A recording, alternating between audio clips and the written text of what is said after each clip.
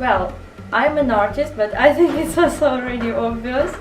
I'm the girl who really loves to do research on herself and on other humans, to look at their interpersonal relation and notice things about that, to paint them, to portray them with the skills which I've got in my hands, thankful to the schools which I had.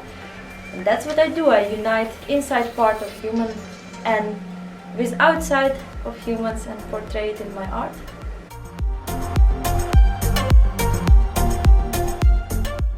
As I say, I am fascinated by humans, and not only, of course, their mental part, but also physical. I use them as the specific tool in my art.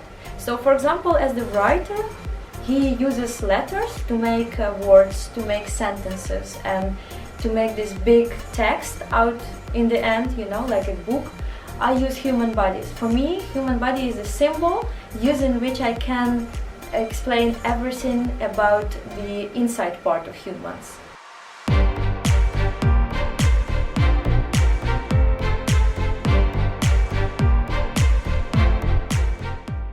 Yeah, definitely true what you say, that compared to especially Dutch modern school, I have a lot of old-fashioned, let's say, realistic art features in my works, and that comes because I've got Ukrainian school, which is based on Russian old school, and it is based on making very detailed, precise, realistic drawings, but not in terms that they have to be like photorealism, but more actual parameters, actual structure. And believe me that all my teachers would say that I don't fit into their school. But I still kept the aesthetical values for myself, because I found it important that work brings you pleasure aesthetically as well. And of course not everyone will find that beautiful, which I find beautiful, but this works for me mean as a communication level with people who also find aesthetically beautiful what I do. And we can find each other in the crowd, you know, like if you look from distance you already see the work, and then you go to explore what the concept is behind that or not. And that's for me a key element which I use in my works to make them also, without knowing the concept, attractive to look at. That's important for me.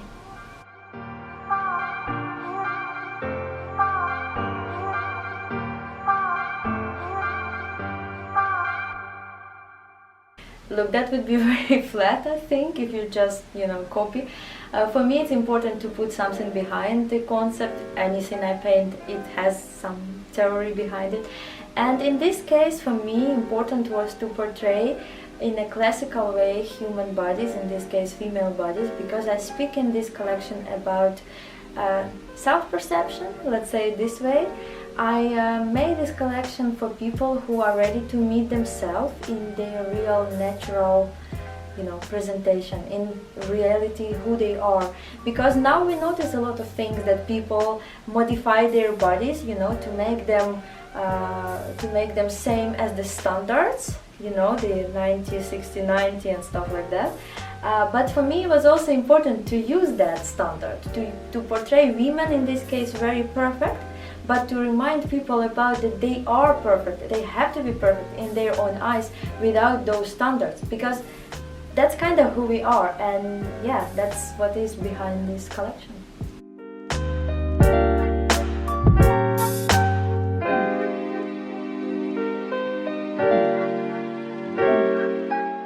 Yes, I do, definitely.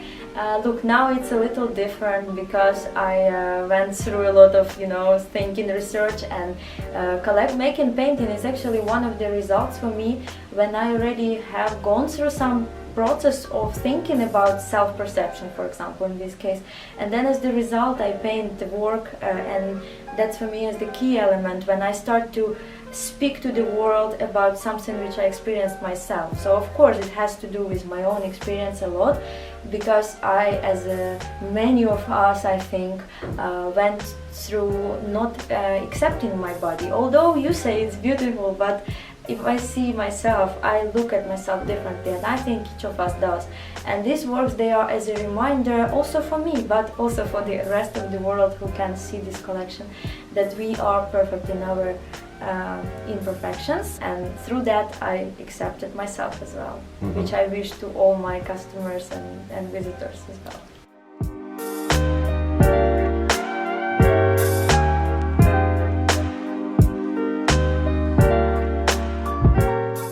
These women are portrayed in the way you can see them, that it looks like they have nothing to percept about themselves, nothing to accept about themselves. They are perfect, you know, everything is there.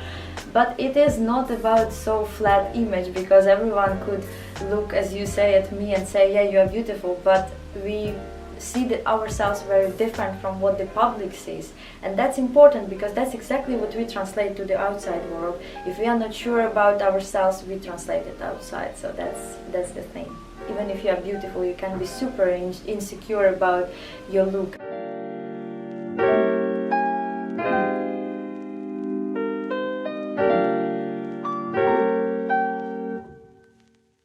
Look, every time when I have a subject in mind, and that's maybe negative side, but maybe positive, I don't know. I don't stick to this specific style which I have to be in, you know. I try to get out of this box which limits me and to find the right style for the specific subject. In this case, we talk about attention. So if I will do that with the gray pencil, maybe I can do that good as well. But in this case, I was very fascinated by bright colors, by the colors which will attract your attention as a viewer, you know, to see this work. And that's why I use such a bright colors. That's why I use the reflective materials, let's say, as people, as the, how you call them, the workers, you know, the workers use this security, safety jackets, yes. They have very bright colors and the silver reflecting plates. So that was the key elements in my works. And expressiveness of this work is, as you can see, it's very expressive, it's not so precise. It's also coming from the feeling which this idea of attention brings to me. And the preciseness of drawing, it had to be for the balance. So that's basically how I think. I think about the subject, what has to be my subject about, or is it natural or is it attention? And these works, it's good that they exhibited together because I think they have super opposite, still similar but very opposite expressionism in that. One is expressed very flowy, you know, like very gentle, and another one is right to your eyes, and that's exactly what subject means behind that.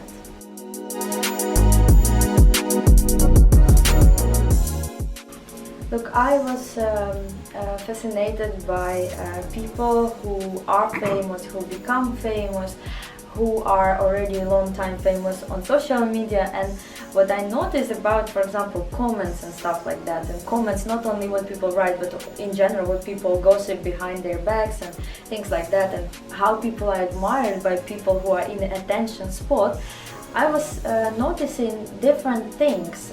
For example, that we think sometimes that those famous people, they get a lot of positive things, they get a lot of free things, a lot of benefits, you know. But what also people forget, that these people in attention spot get a lot of negative influence and negative, gossips behind their backs and things like that. For me, it was important to remind about that as well, to myself and also to the audience, that attention has two sides, as and we should not forget about that it has not only the bright side which everyone sees and everyone thinks, oh my god, it's so amazing, but also the dark side, and you have to be really strong to stand against those things which are not really nice in attention sport.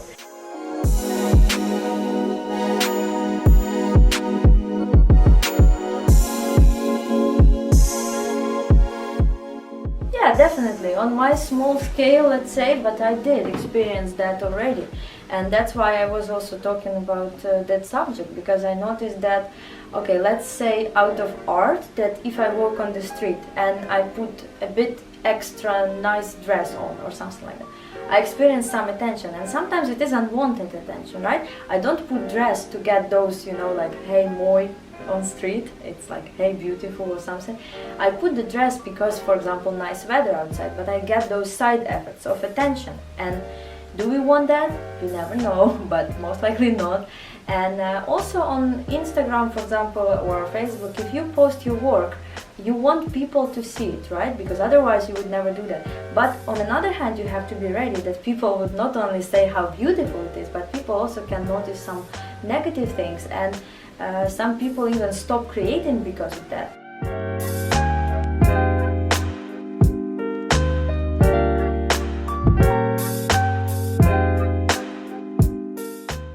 That's a nice question, because I think that if you have something to say to the world, if you have some message you want to bring, and you want to bring this message to the bigger public. For example, artist wants to be famous because through her art they speak about something which they want to bring to the mass. That means this person is given not only the talent to make the work, but also the talent, or I don't know, power to stand to stand against all the negative things which are given. If it's not the case, then you cannot bring your message. So that's my conclusion. If I really want and I really need to bring my message to the world through my art, I have to be strong enough, to stand against positive, negative things and handle that. And yeah, so if you don't want to meet those negativity also, which can come together with positive sides of being an attention spot, then you should not just move. You should just do something which will not make too much tension on you. Then you have to be just silent.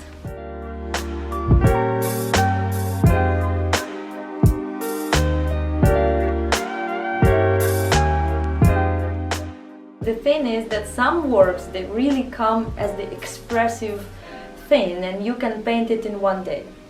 And normally it's a sketch on small scale. You just paint it because something comes to you so itchy that you cannot stop. You just have to paint. That's the one type of work. They are very fast and normally the best. So then you have to take those, emotionally filled, and to make them bigger, and that takes a lot of time. That takes really sometimes, like for example for attention collection, it includes 5 works, 120 per 80 centimeters, and it took me half year, right, to paint 5 works, because these works include like a lot of layers, a lot of stages where I have to go through to make the work complete, and they have to dry, and they have to be strategically positioned in the proper way that one doesn't conflict with each other, And then it takes much more time. So then I would say sometimes even up to months for one work. Yeah, what we artists say sometimes, that we have to get paid also for the days we don't work, and it's very funny, but it's actually a serious thing.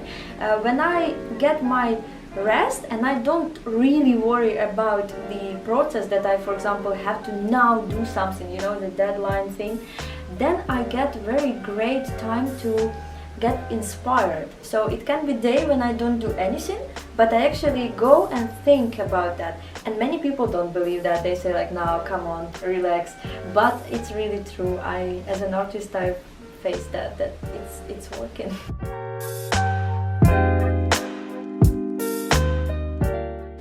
Yes, I know that, but I would better invite you to the next exhibition instead of telling it. My next collection will include also human body, it will include my own body as well, and it will be about our one personality which has many faces. So it's as well about bodies, but about different interpretation of one personality.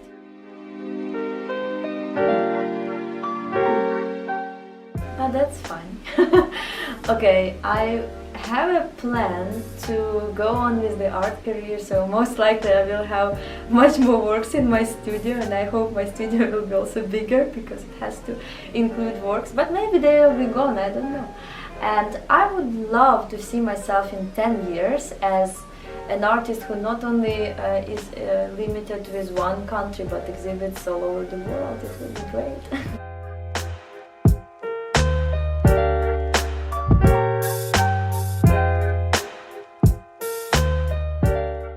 I will be happy to see you in person, to hear your questions, to read your questions under this video, because it will be online. So yeah, you are welcome. We'll be happy to talk to you.